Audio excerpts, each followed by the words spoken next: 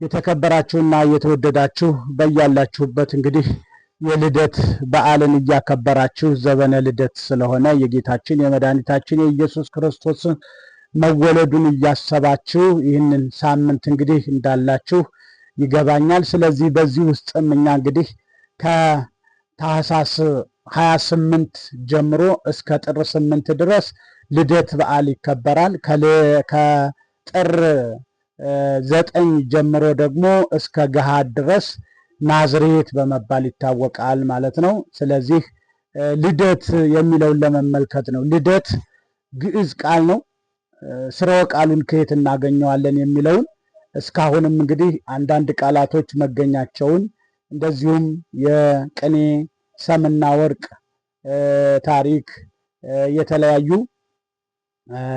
ቅኔዎችን ስንመለከት መጥተናል ማለት ነው። ከጉባኤ ቃና እስከ መወድስ ድረስ ዕጣነ ሞገር ክብርኢቲ ተመልክተናል። አሁን ይህን ልደትን የሚለውን ከየት ነው የምናገኘው? እንኳን ለብርሃነ ልደቱ አደረሰህ አደረሰሽ ብለን ሰላምታ የምንሰጣጠው ልደት የሚለው ቃል የሚገኘው ወለደ ወለደ ከሚል የግዕዝ ግስ ወይንም አንቀጽ የተገኘ ነው። ይሄም እንደዚህ ነው። ወለደ ወለደ ነው በቁሙ። ወለደ ወለደ፣ ይወልድ ይወልዳል፣ ይለድ ይወልድ ዘንድ፣ ይለድ ይውለድ፣ ይውልድ ይውልድም ይላል። ምክንያቱም ትክክለኛ ቃሉ ይውልድ ይውልድ ነው። ግን ሊቃውንት ይለድ ይለድ ብለው ዘሩን አቃንተውታል ማለት ነው። ለምሳሌ ወረደ ወረደ፣ ወረደ ይወርድ፣ ይረድ ይረድ እንጂ ይውርድ ይውርድ ብለው በመጻሕፍት ላይ አላስቀመጡትም ማለት ነው። በዚህ አይነት መልኩ ተቃንቷል። ይሄኛው በመጽሐፍም ላይ አይገኝ ማለት ነው። ስለዚህ ቀጣዩ ምንድነው? ወሊድ ወሊዶት ንዑስ አንቀጽ ነው። መውለድ ማለት ነው። ወላዲ ሳልስ ውስጥ ለአንድ ነው። ወላደያን ለብዙ፣ ወላዲት ለአንዲት፣ ወላደያት ደግሞ ለብዙ ሴቶች ማለት ነው። ወላዲት ለአንዲት ሴት፣ ወላደያት ለብዙ ሴቶች። ውሉድ ወላድ ውስጠዘ ለአንድ ሰው፣ ውሉዳን ወላዳን ለብዙ ወንዶች። ውሉድ ወላድ ለሴት የሴቷ በዚህ ውስጠዘው የደግስ ይጠብቃል ማለት ነው። ውሉድ ወላድ ብሎ ነው እንጂ እንደዚህኛው ላላ አድርጎ አናነበውም ማለት ነው። ውሉዳት ወላዳት ለብዙ ሴቶች ነው።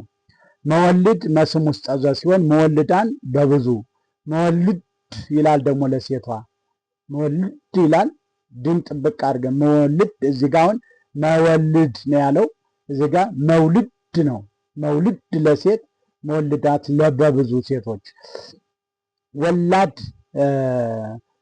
መድበል ነው እንግዲህ ወለድ ማለት ነው። ወለድ መድበል ነው። ለብዙ ለሴት ለወንድ ለብዙ ለአንድ ለሴት ለወንድ የሚችል ማለት ነው። እንግዲህ ልደት እዚህ ጋር እንግዲህ ልደት እዚህ ጋር ነው። ሳቢ ዘር ነው። ሳቢ ከንዑሳን አናቅጽ አንዱ ነው። ልደት ሳቢ ዘር ነው ማለት ነው። ልደትን እዚህ ጋር ነው የምናገኘው ማለት ነው። ልደታት በብዙ ይላል። ልደት ብለን ልደታት በብዙ እንላለን። ወልድ ዘር ውስጠ ዘር ነው። ውሉድ በብዙ ይሆናል ለወንዶች ማለት ነው። ወለት ለሴት ሲሆን አዋልድ ደግሞ በብዙ ለሴቶች። ሙላድ ነው ይሄ ሙላድ ሙላት ሳይሆን ሙላድ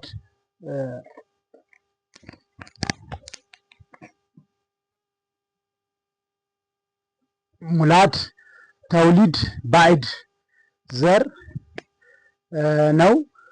ሙላዳት ተውሊዳት ይላል ለብዙ ማለት ነው። ትውልድ ባዕድ ዘር ለወንድ ለሴት ለአንድ ለብዙ ይችላል ማለት ነው። ልድ ደግሞ ልድ ብሎ ዘመድ ዘር ይሆንና ለሴት ለወንድ ይችላል ማለት ነው።